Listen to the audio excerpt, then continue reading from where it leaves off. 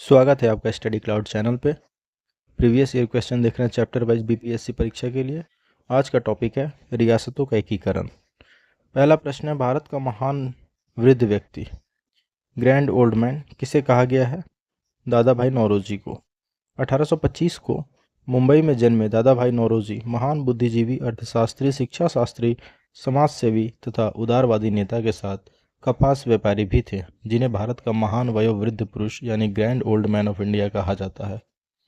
वह पहला भारतीय कौन था जो हाउस ऑफ कॉमन्स का सदस्य बना था? दादा भाई नौरोजी थे, जो ब्रिटिश संसद में 1892 में आम चुनाव में जीतकर हाउस ऑफ कॉमन्स के सदस्य बने थे। निम्नलिखित आंदोलनों का कालानुक्रमिक क्रम क्या है? नीचे दिए गए कोड में से चुनें।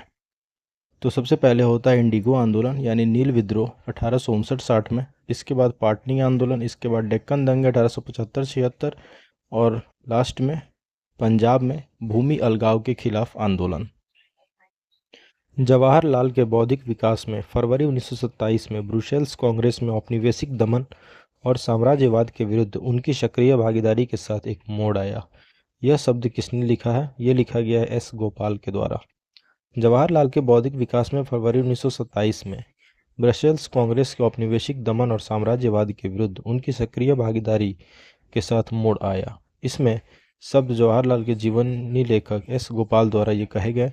उनके अनुसार जवाहरलाल नेहरू ब्रुसेल्स से आत्म सजग क्रांतिकारी होकर लौटे। सही कालानुक्रमिक क्रम में भारतीय स्वतंत्रता संग्राम में जुड़ी घटनाओं को व्यवस्थित करें।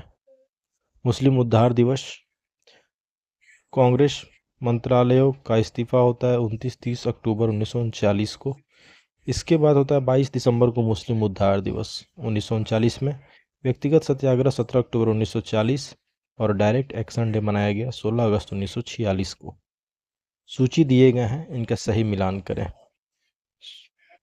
आइए देखते हैं मिलान इनका। आनंद भवन इलाहाबाद, प्रयागराज। साबरमती आश्रम कहाँ पे? Ahmedabad. Gateway of India Mumbai में। जालियांवाला बाग अमृतसर में। हाथ कती खादी के वस्त्रों में 1877 में शाही दरबार में कौन सम्मिलित हुआ? गणेश वासुदेव जोशी। 1877 के शाही दरबार का आयोजन दिल्ली में किया गया, जिसमें गणेश वासुदेव जोशी ने स्वयं हाथ से बने सूती के खादी वस्त्र पहनकर उपस्थित हुए। इसी दरबार में ब्रिटिश महारानी को कैसर हिंद की उपाधि दी गई थी। राज्य विभाग की स्थापना किसकी अध्यक्षता में की गई? ये की गई सरदार पटेल की अध्यक्षता में। देश की स्वतंत्रता के उपरांत देशी रियासतों के भारत में विलय हेतु 5 जुलाई 1947 को रियासत विभाग अथवा राज्य विभाग का गठन सरदार पटेल की अध्यक्षता में किया गया। सरदार पटेल ने छोटी छोटी लगभग 562 रियासतों का विलय भारत में किया। 1927 की बटलर कमेटी का उद्देश्य क्या था? भारत सरकार तथा देशी राज्यों के मध्य संबंधों को सुधारना। 1927 में सरकार ने भारतीय रियासतों की समिति अथवा बटलर समिति की नियुक्ति की। इस समिति का प्रमुख उद्देश्य भारत सरकार व विदेशी राज्यों के मध्य संबंधों में सुधार लाना था। निम्न में से किस देशी रियासत को अंग्रेजों ने अपने क्षेत्र में नहीं मिलाया था? ग्वालियर को। अंग्रेजों द्वारा ग्वालियर रियासत का विलय नहीं किया गया, जबकि सिंध, अवध तथा सतारा का विलय अलग अलग काल में अलग अलग गवर्नर जनरलों द्वारा किया गया। सिंध का विलय लॉर्ड एलनबरो के द्वारा 1843 में किया गया, जबकि सतारा का विलय लॉर्ड डलहौजी के द्वारा व्यक्तिगत सिद्धांत के तहत किया गया। व्यक्तिगत सिद्धांत के अनुसार विलय प्राप्त करने वाला प्रथम राज्य सतारा ही था। इस सिद्धांत के तहत विलय होने वाले अन्य राज्य जैतपुर संबलपुर 1849 में, बघाट 1850 में, उदयपुर 1852, झांसी 1853, नागपुर 1854 और करौली 1855 में। अवध का विलय 1856 में कुप्रशासन का आरोप लगाकर अपने राज्य में मिला लिया गया। पंजाब का विलय ब्रिटिश साम्राज्य में लॉर्ड डलहौजी द्वारा 1852 में किया गया। निम्नलिखित में से किसने भूदान आंदोलन प्रारंभ किया? आचार्य विनोबा भावे के द्वारा।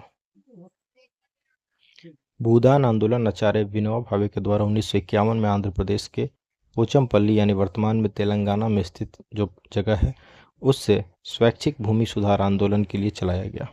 इनका मानना था कि भूमि का पुनर्वितरण सिर्फ सरकारी कानूनों के जरिए नहीं हो सकता, बल्कि एक आंदोलन के माध्यम से इसे सफल किया जा सकता है। नेक्स्ट टॉपिक है विविध। 19वीं शताब्दी के अंत में इतिहास के अध्ययन ने भारत में राष्ट्रीयता की भावना पैदा करने में किस प्रकार मदद की? भारत के गौरवशाली अतीत के बारे में लिखकर और लोगों से उनकी उपलब्धियों पर गर्व करने का आग्रह करके। सही है। इतिहास की पुनर्व्याख्या करके और अंग्रेजों द्वारा भारतीयों को पिछड़ा, आदिम और खुद पर शासन करने में असमर्थ के रूप में चित्रित करने का खंडन करके। ब्रिटिश शासन के तहत दयनीय स्थिति को बदलने और संघर्ष करने के लिए लोगों से आग्रह करके। तो उपयुक्त में से एक से अधिक सही है। 19वीं शताब्दी के अंत में इतिहास के योगदान में भारत में राष्ट्रीयता की भावना पैदा करने में विशेष योगदान दिया। इसके साथ ही ब्रिटिश शासन के तहत दयनीय स्थितियों और संघर्ष का आह्वान करके तथा इतिहास की पुनर्व्याख्या करके और अंग्रेजों द्वारा भारतीयों को पिछड़ा, आदिम और खुद पर शासन करने में असमर्थ के रूप में चित्रित करने का खंडन करके राष्ट्रीयता की भावना का विकास किया गया। इसके साथ ही भारत के गौरवशाली अतीत के बारे में लिखकर और लोगों से उनकी उपलब्धियों पर गर्व करने का आग्रह किया गया, जो जन जागरूकता का माध्यम भी बनाता। कथन ए, बी और सी जो है तीनों सही हैं। 1940 में विनोबा भावे ने व्यक्तिगत सत्याग्रह कहाँ से आरंभ किया? पवनार, महाराष्ट्र से। 17 अक्टूबर 1940 को आचार्य विनोबा भावे ने पवनार, महाराष्ट्र से व्यक्तिगत सत्याग्रह की शुरुआत की। व्यक्तिगत सत्याग्रह कांग्रेस ने अगस्त प्रस्ताव के विरोध तथा युद्ध में अपने को अलग सिद्ध करने के लिए आरंभ किया। यह विचारधारा गांधी जी की थी। इस सत्याग्रह को दिल्ली चलो आंदोलन भी कहा गया है। कैबिनेट मिशन की अध्यक्षता किसके द्वारा की गई थी? सर पी लॉरेंस के द्वारा। कैबिनेट मिशन 24 मार्च 1946 को दिल्ली आया। इसके अध्यक्ष भारत मंत्री लॉर्ड पैथिक लॉरेंस थे तथा अन्य 2 सदस्य में थे स्टैफर्ड क्रिप्स तथा एवी अलेक्जेंडर। नीचे दिए गए कूट का सही मिलान करना है। कौन कहाँ से सक्रिय थे? यदुनंदन शर्मा गया से, जमुना कारंजी सारण से, राहुल सांकृत्यायन छपरा अन्नवारी से और कार्यानंद शर्मा मुंगेर से। बाबा ठाकुर दास ने पटना में किस सोसाइटी की स्थापना की थी? रामकृष्ण मिशन सोसाइटी की। 1906-7 में बिहार के पटना में बाबा ठाकुर दास ने रामकृष्ण मिशन समाज की स्थापना की। इस मिशन ने गरीबों की मदद करने, महिलाओं की स्थिति में सुधार लाने और अस्पृश्यता और अंधविश्वास के खिलाफ लड़ने के लिए काम किया। किसने कहा, जब तक यह तीसरी शक्ति अथवा इंग्लैंड यहाँ है, हमारे सांप्रदायिक मतभेद हमें परेशान करते रहेंगे? ये कथन इनमें से किनका था? देश में तेजी से गहराते सांप्रदायिक विभाजन के संदर्भ में महात्मा गांधी के चिंतन और विचारों की अहमियत बढ़ जाती है। उनका सपना था स्वाधीन भारत में एकता, सद्भाव और सौहार्द।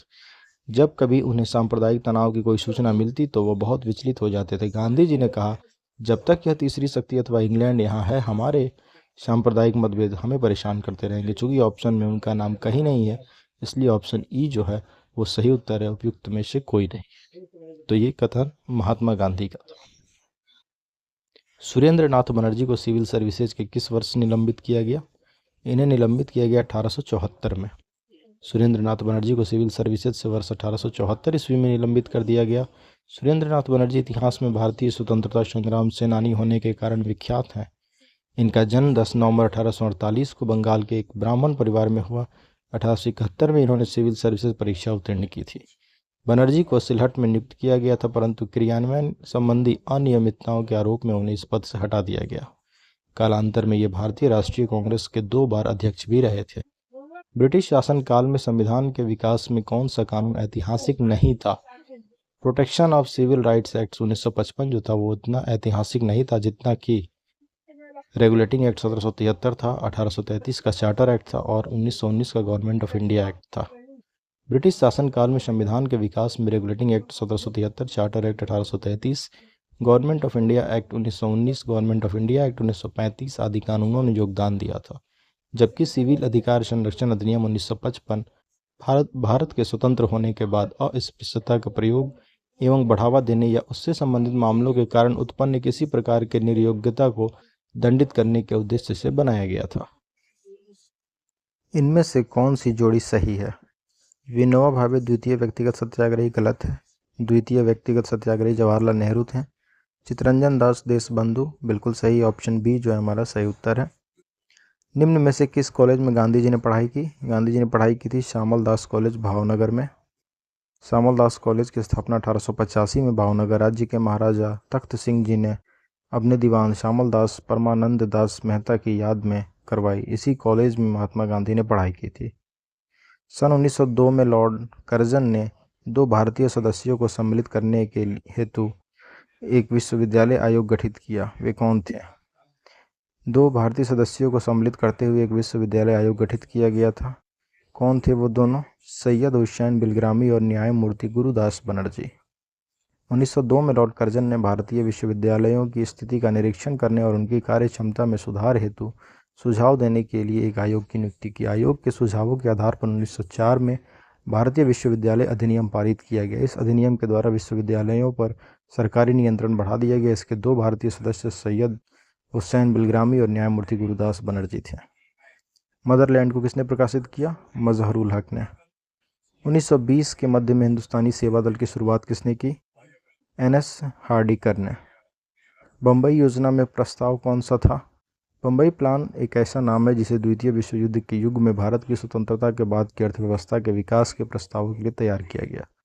8 प्रमुख उद्योगपतियों द्वारा 1944 में इस योजना की रूपरेखा प्रस्तुत की गई। इस योजना के तहत 15 वर्षीय पूंजीवादी योजना पेश किया गया। इस योजना को उद्योगपतियों के द्वारा तैयार करने के कारण उद्योगपति योजना भी कहा जाता है। तो यहाँ पे उपयुक्त में से कोई नहीं, ऑप्शन ई हमारा सही उत्तर है। Jamshedpur labour association, Jamshedpur labour association की स्थापना 1920 में किसने की? एस.एन. हल्दर ने की। 1920 में एस.एन. हल्दर के द्वारा जमशेदपुर लेबर एसोसिएशन की स्थापना हुई। हिंदू पैट्रियाट का संपादक थे हरीश चंद्र मुखर्जी। हिंदू पैट्रियाट कलकत्ता से प्रकाशित एक अंग्रेजी साप्ताहिक अखबार था। यह अंग्रेजों की दमनकारी नीतियों का जमकर विरोध करता था। इसके संपादक हरीश चंद्र मुखर्जी थे। इन्होंने बंगाल के नील किसानों की समस्याओं और उनके दुख दर्द को अपने अखबार के माध्यम से उजागर किया था। जिमरमैन योजना से संबंधित व्यक्ति कौन था या कौन थे? जिमरमैन योजना से संबंधित थे लाला हरदयाल, भूपेंद्र नाथ दत्त, वीरेंद्र नाथ चट्टोपाध्याय। उपयुक्त सभी जो थे वो इसमें सम्मिलित थे। 1915 में जिमरमैन योजना के तहत Berlin committee for Indian independence की स्थापना की गई। लाला हरदयाल के द्वारा भूपेंद्र नाथ दत्त और वीरेंद्र नाथ चट्टोपाध्याय के साथ मिलकर। क्रांतिकारियों का उद्देश्य भारतीयों के द्वारा भारत में रहकर क्रांतिकारी गतिविधियों को संचालित करने हेतु प्रेरित करना था तथा भारत को आज़ाद करना था। कौन सा या कौन से कथन इसमें से सही हैं? तो लाइक अली निज़ाम के एग्जीक्यूटिव काउंसिल के प्रेसिडेंट थे। लाइक अली जो थे निज़ाम के एग्जीक्यूटिव काउंसिल के प्रेसिडेंट थे, सत्य है। हैदराबाद के खिलाफ ऑपरेशन पोलो 48 घंटे तक चली और कश्मीर राज्य ने इंस्ट्रूमेंट ऑफ एक्सेशन 15 अगस्त 1947 के दिन हस्ताक्षर किए। शाहनवाज भुट्टो जूनागढ़ स्टेट के आखिरी दीवान थे। के.एम. मुंशी को भारत सरकार ने हैदराबाद में अपने एजेंट के रूप में नियुक्त किया था। इसमें से कौन कौन से सही हैं? इसमें से पहला कथन सत्य है, दूसरा कथन सत्य नहीं है, तीसरा सत्य नहीं है, चौथा सत्य है और पांचवा सत्य है। 1, 4 और 5 जो है वो सत्य हैं। हैदराबाद के खिलाफ ऑपरेशन पोलो 13 सितंबर 1948 से लेकर 17 सितंबर 1948 तक चला। कश्मीर राज्य के महाराजा हरि सिंह ने इंस्ट्रूमेंट ऑफ एक्सेशन पर हस्ताक्षर 26 अक्टूबर 1947 को किया, ना कि 15 अगस्त को। अतः स्पष्ट है कि कथन 2 और 3 जो है वो गलत हैं और शेष सभी कथन जो है वो बिल्कुल सही हैं। राष्ट्रीय स्वयंसेवक संघ का प्रधान कार्यालय कहाँ स्थित है? नागपुर में। राष्ट्रीय स्वयंसेवक संघ भारत का एक हिंदू राष्ट्रवादी स्वयंसेवक संगठन है। इसका मुख्यालय नागपुर महाराष्ट्र में है। इसकी स्थापना 27 सितंबर 1925 को विजयादशमी के दिन हुई। यह भारतीय जनता पार्टी का पैतृक संगठन माना जाता है। यह राष्ट्रीय स्वयंसेवक संघ की अपेक्षा संघ या आरएसएस के नाम से अधिक प्रसिद्ध है। स्वतंत्र भारत का पहला राष्ट्रपति डॉक्टर राजेंद्र प्रसाद। अर्थशास्त्र की हस्तलिखित प्रति की खोज की थी किसने? श्याम शास्त्री ने। अर्थशास्त्र की हस्तलिखित प्रति की खोज डॉक्टर श्याम शास्त्री ने की। इन्होंने ही सर्वप्रथम 1909 में इसे प्रकाशित करवाया। इस पुस्तक में 15 अधिकरण यानी भाग हैं, 180 प्रकरण यानी उपभाग हैं तथा 6000 श्लोक हैं। यह ग्रंथ अन्य पुरुष की शैली में लिखा गया है। इतिहास अतीत एवं वर्तमान के बीच अनंत वार्ता है। किसका कथन है ये? E.H. कार का। भारत की पहली सूती कपड़े की मिल के संस्थापक कौन थे? काओसजी नानाजी दाभार। मुसलमान यदि खुश और संतुष्ट है तो भारत में ब्रिटिश शक्ति का महत्तम बचाव होगा। यह कथन किसने कहा? किसके द्वारा लिखा गया? ये लिखा गया W.W. हंटर के द्वारा। मुसलमान यदि खुश और संतुष्ट है तो भारत में ब्रिटिश शक्ति का महत्तम बचाव होगा। उपयुक्त विचार को W.W. हंटर ने अपनी पुस्तक द इंडियन मुसलमान में लिखा। महारानी विक्टोरिया ने भारतीय प्रशासन को ब्रिटिश ताज के नियंत्रण में लेने की घोषणा कब की? 1 नवंबर 1858 से।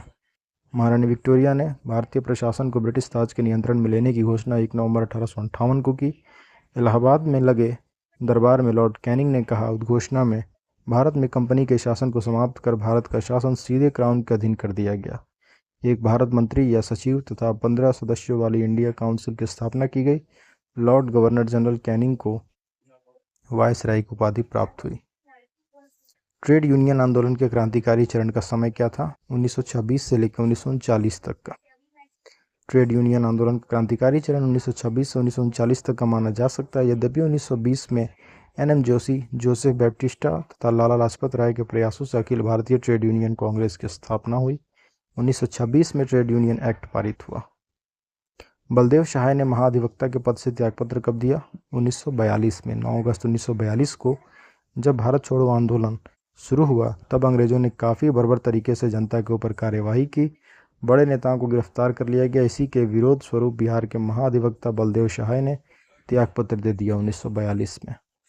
राजनीतिक सुधारों को लेकर विरोध करने वाले पहले भारतीय कौन थे? बाल गंगाधर तिलक।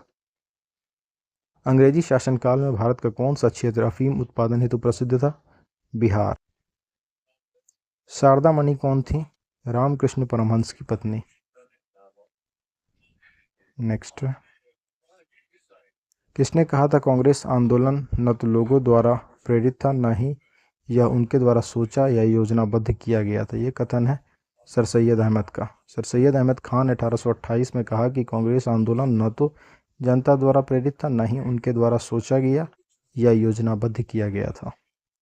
निम्न उद्योगपतियों में कौन से व्यक्ति लंबे समय तक एआईसी के खजांची रहे तथा 1930 में जेल भी गए? ये थे जमनालाल बजाज। सेठ जमनालाल बजाज ने 30 वर्ष की अवस्था में भारतीय राष्ट्रीय कांग्रेस में भाग लिया। भारत के प्रति ब्रिटिश सरकार की नीति के विरोध में इन्होंने राय बहादुर की उपाधि त्याग दी। ये कांग्रेस के कोषाध्यक्ष पद पर 1920 से 1942 तक रहे। गांधी सेवा संघ के संस्थापक रहे तथा कांग्रेस के नागपुर अधिवेशन में स्वागत समिति के अध्यक्ष के रूप में बहुमूल्य कार्य किया। ग्रामीण उद्योगों तथा हथकरघा वस्त्र के विकास में इनकी गहन रुचि थी। बम्बई में अखिल भारतीय व्यापार संघ कांग्रेस AITUC की स्थापना कब हुई? 1920 में। अंतर्राष्ट्रीय श्रम सम्मेलनों में प्रतिनिधित्व के उद्देश्य से अखिल भारतीय व्यापार संघ कांग्रेस की स्थापना 1920 में की गई। इसका पहला सम्मेलन 31 अक्टूबर 1920 को बम्बई में लाला लाजपत राय की अध्यक्षता में हुआ। NM जोशी भारतीय व्यापार संघ कांग्रेस के प्रतिनिधि के रूप में अंतर्राष्ट्रीय श्रम संगठन में भेजे गए थे। निष्क्रिय विरोध के सिद्धांत का प्रतिपादन किसने किया? अरविंद घोष ने। निष्क्रिय विरोध के सिद्धांत का प्रतिपादन अरविंद घोष ने किया। अरविंद घोष एक कायस्थ कुल से थे। उन्होंने 1890 में ICS की परीक्षा उत्तीर्ण की थी, लेकिन घुड़सवारी की परीक्षा में फेल हो गए थे। वे 1906 से 1910 तक क्रांतिकारी नेता रहे। उन्होंने युगांतर नामक पत्रिका भी निकाली थी। सर्वोदय शब्द का प्रयोग सर्वप्रथम किसने किया? महात्मा गांधी के द्वारा किया गया था सर्वोदय शब्द का प्रयोग। नेक्स्ट है, सर्वोदय शब्द का सर्वप्रथम प्रयोग महात्मा गांधी द्वारा किया गया। गांधी जी के अनुसार सर्वोदय से आशय समाज के सबसे अंतिम व्यक्ति के उदय से था। गांधी जी द्वारा सर्वोदय की संकल्पना को रस्किन की अनटू द लास्ट नामक कृति से लिया गया था। समाजवाद क्यों नामक पुस्तक जयप्रकाश नारायण के द्वारा, जबकि भारत की खोज जवाहरलाल नेहरू द्वारा लिखी गई। हिंद स्वराज, सत्य के साथ मेरे प्रयोग, भगवद गीता तथा मंगल प्रभात आदि गांधी जी द्वारा रचित प्रमुख पुस्तकें हैं। विनोबा भावे गांधीवादी नेता थे। इनके द्वारा ही भूदान आंदोलन का नेतृत्व किया गया था। भारत संघ यानी इंडियन एसोसिएशन के संस्थापक कौन थे? सुरेंद्र नाथ बनर्जी। 1876 में सुरेंद्र नाथ बनर्जी ने आनंद मोहन बोस के साथ मिलकर कलकत्ता में इंडियन एसोसिएशन का गठन किया। इस संघ द्वारा उन्होंने वैधानिक आंदोलन का प्रचार किया और 1918 में इंडियन लिबरल फेडरेशन की स्थापना की। उन्होंने बंगाली नामक एक समाचार पत्र भी निकाला। सुरेंद्र नाथ बनर्जी ने, बाल गंगाधर तिलक ने अपने मित्र अगरकर की सहायता से मराठा और केसरी नामक 2 पत्र निकाले। उन्होंने महाराष्ट्र में शिवाजी उत्सव और गणपति उत्सव मनाने की प्रथा जारी की। 1908 में तिलक ने मांडले जेल में गीता रहस्य तथा Arctic home in the Vedas ये नामक पुस्तकें लिखी। तिलक ने 1916 में होम रूल लीग की स्थापना की। श्री A.O. ह्यूम ने दिसंबर 1885 में भारतीय राष्ट्रीय कांग्रेस की स्थापना में मुख्य भूमिका निभाई। 7 दिसंबर 1942 को श्री योगेंद्र शुक्ल कहाँ लाए गए? इन्हें पटना लाया गया। 1856 में निम्नलिखित कानून पारित हुआ था। कौन सा? हिंदू विधवा पुनर्विवाह कानून और राज्य हड़पने का सिद्धांत। 3 और 4 दोनों। धार्मिक असुविधा कानून का निर्माण 1850 में किया गया था। इसमें यह व्यवस्था की गई थी कि धर्म परिवर्तित करने पर भी किसी हिंदू को उसकी पैतृक जायदाद से बेदखल नहीं किया जा सकता।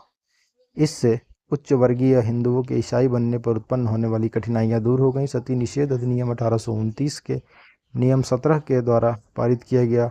हिंदू विधवा पुनर्विवाह अधिनियम 1856 में पारित हुआ तथा राज्य हड़पने का सिद्धांत 1848 में व्याख्यापित किया गया।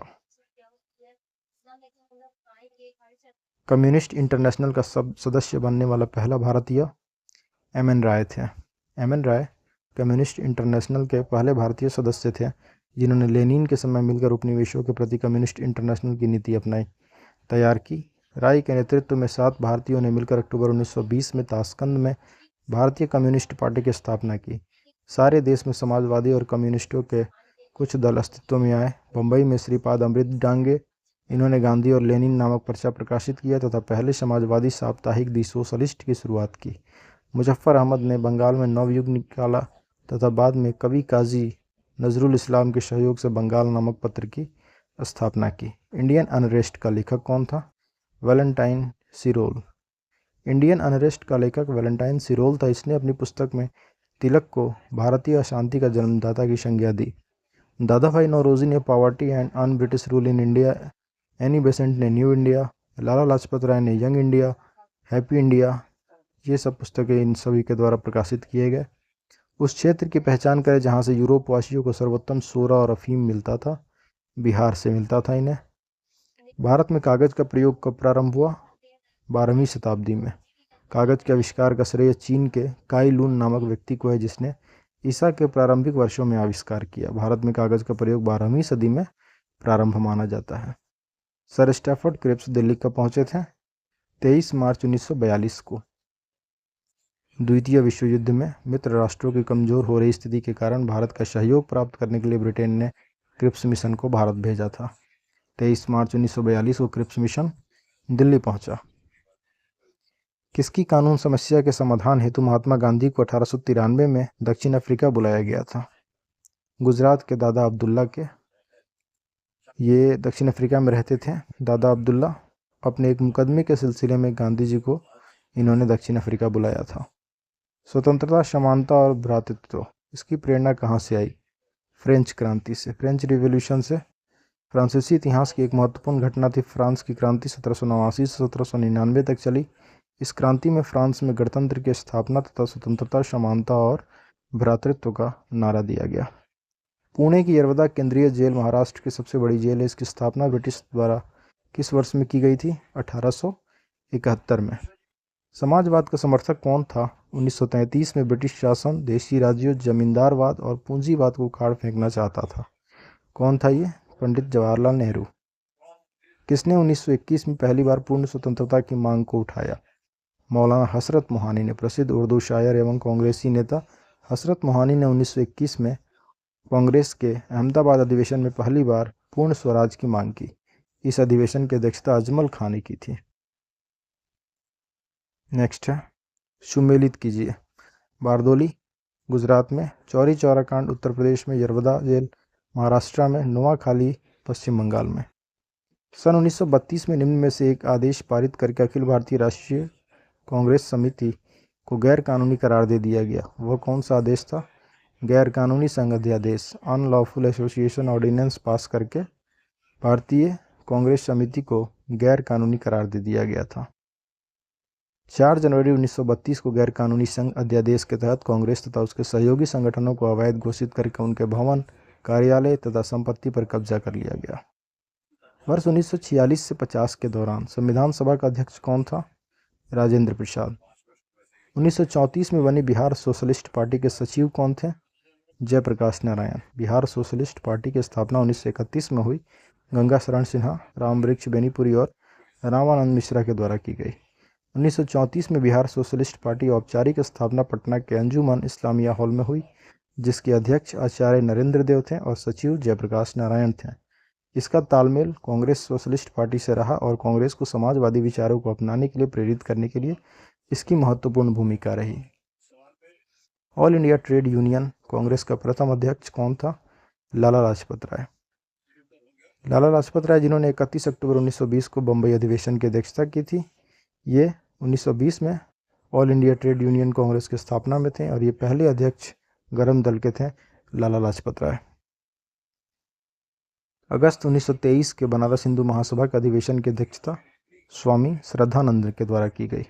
हिंदू महासभा की स्थापना 23 फरवरी 1915 को हरिद्वार के कुंभ मेले में पंडित मदन मोहन मालवीय ने की। इसके आरंभिक वर्षों में इसके साथ राष्ट्रीय आंदोलन के उन सभी प्रमुख नेताओं का संबंध था जिन्हें साधारणतः नरमपंथी सांप्रदायिक नेता कहा जाता है। इसमें प्रमुख मदन मोहन मालवीय और लाला लाजपत राय हैं। हिंदू महासभा के प्रथम अध्यक्ष महाराज माणिक चंद्र नंदी जी थे। 1923 में इसकी बैठक बनारस में हुई, जहां इसकी अध्यक्षता करने का श्रेय स्वामी श्रद्धानंद जी को है। स्वामी जी आर्य समाज के नेता थे। हिंदुत्ववादी नीतियों के कारण ही सांप्रदायिकतावादियों में इनकी हत्या कर दी 1925 में। बिहार में अलग प्रांत के लिए आंदोलन, जिसके परिणाम स्वरूप वर्ष 1911 में बिहार तथा उड़ीसा के नए प्रांत का निर्माण हुआ। इसका नेतृत्व कौन किया था इस आंदोलन का? सच्चिदानंद सिन्हा ने इसका नेतृत्व किया। डॉक्टर सच्चिदानंद सिन्हा प्रसिद्ध बैरिस्टर एवं लेखक थे। बिहार में अलग प्रांत के लिए जो आंदोलन चलाया गया था उसका नेतृत्व इन्होंने किया, जिसके परिणाम स्वरूप 1911 में बिहार एवं उड़ीसा प्रांत का निर्माण हुआ। भारत के संविधान निर्माण में इनका महत्वपूर्ण योगदान था। ये संविधान सभा के अस्थायी अध्यक्ष थे। डॉक्टर अनुग्रह नारायण सिन्हा का जन्म 1857 में औरंगाबाद जिले में हुआ। ये आधुनिक बिहार के निर्माताओं में से एक हैं। भारत की स्वतंत्रता के समय कांग्रेस अध्यक्ष जे.बी. कृपलानी थे। मुंडा विद्रोह का नेतृत्व बिरसा मुंडा ने किया। किस वर्ष में वी.डी. सावरकर हिंदू महासभा के अध्यक्ष निर्वाचित हुए थे? 1938 में। पुनः याद रखें, अब यह झंडा लहरा गया है, यह कभी भी झुकना नहीं चाहिए जब तक एक भी भारतीय पुरुष, महिला या बालक भारत में जीवित रहे। यह किसने कहा था? लाहौर में कहा गया था पंडित नेहरू के द्वारा। 31 दिसंबर 1929 की आधी रात को रावी नदी के तट पर कांग्रेस अध्यक्ष पंडित जवाहरलाल नेहरू ने भारतीय स्वतंत्रता का प्रतीक तिरंगा झंडा फहराया और उपरोक्त बातें उन्होंने कहा। लाला लाजपत राय संबंधित रहे थे किससे? भारतीय राष्ट्रीय कांग्रेस से भी और आर्य समाज से भी, ए और बी दोनों। महात्मा गांधी का जन्म किस वर्ष हुआ था? 1869 में। जन्म इनका हुआ था गुजरात के काठियावाड़ में पोरबंदर नामक स्थान में 2 अक्टूबर 1869 को। इनका पूरा नाम मोहनदास करमचंद गांधी था। गांधी जी के जन्म दिवस 2 अक्टूबर को प्रतिवर्ष भारत में गांधी जयंती के रूप में मनाते हैं। पूरे विश्व में अंतर्राष्ट्रीय अहिंसा दिवस के रूप में मनाते हैं। अपनी किस कार्यकारिणी कमेटी में कांग्रेस ने भू स्वामित्व को समाप्त करने की नीति अपनाई थी? कार्यकारिणी कमेटी 1937 में। 1937 की कांग्रेस सरकार ने चुनाव अभियान के दौरान कृषि में सुधार करने का आश्वासन दिया। इसी के चलते कांग्रेस कार्यकारिणी ने भू सुधारों हेतु व्यापक रणनीति तैयार की और कांग्रेस शासित राज्यों में कृषकों के व्यापक हित में काश्तकारी अधिनियम पारित किए गए। संयुक्त प्रांत में 1939 में तथा बिहार एवं उड़ीसा में 1938 में नए काश्तकारी कानून पारित हुए। इस प्रकार हिस्ट्री के सारे प्रश्नों को हम लोगों ने रिवाइज कर लिया है।